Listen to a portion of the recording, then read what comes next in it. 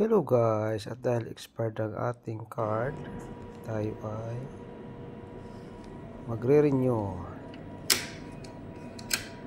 Follow lang natin yung instruction.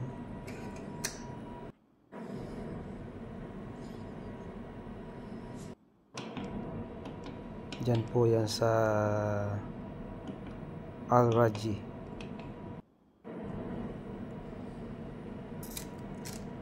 Punta lang po tayo sa malapit na kiosk machine at doon po tayo mag-renew.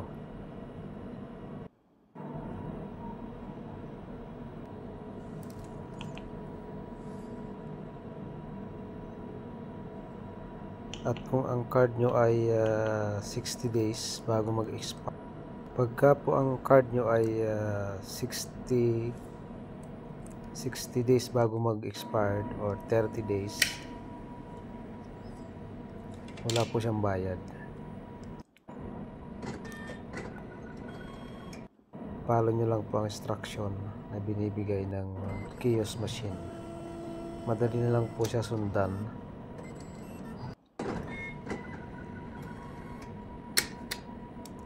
Tapos agad-agad makukuha nyo na yung bago nyong ATM card.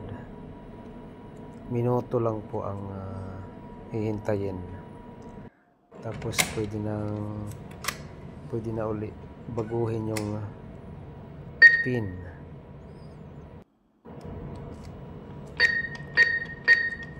May magpapadala po sa inyo sa SMS ng PIN para baguhin. Kung gusto nyo baguhin, pwede nyo baguhin yung PIN. Just follow the instruction lang.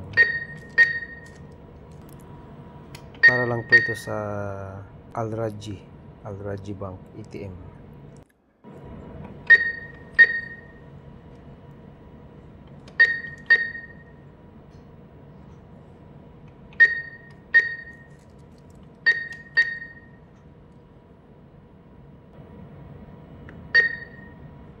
Yan. Punta lang po tayo sa deposit. Mag-balance tayo.